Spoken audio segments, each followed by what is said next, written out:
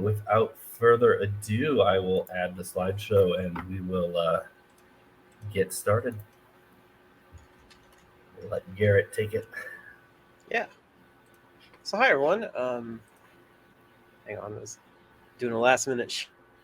But hi everyone. I'm Garrett Wasserman. Like Chris said, I'm a previous steering committee co-chair for the National Green Party, and held many hats in the Pennsylvania Green Party, where I've seen up close a lot of the electoral issues that we'll discuss tonight. Um, so because I was working on ballot access, making sure that Greens are actually appear on the ballot as someone that you could vote for in Pennsylvania. And we'll get to that in a moment here as part of our discussion on ranked choice. But as Chris introduced, it's a very important topic now. As the primaries heat up, not just for the presidential election, but honestly for many different every level of office.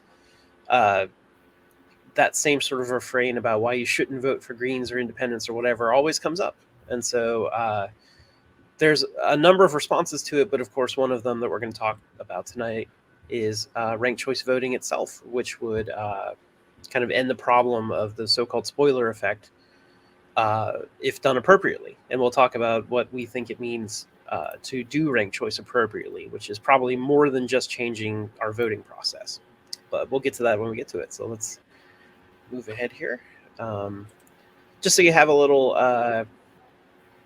idea of what's coming up here, here's a quick outline. We'll first talk a little bit about how the U.S. electoral system works today, because a lot of folks don't even necessarily know exactly how it works. I mean, people go and vote, but there's a lot of nuance and a lot of detail to it, and it can actually vary between states on exactly what the rules are and all that govern how elections work.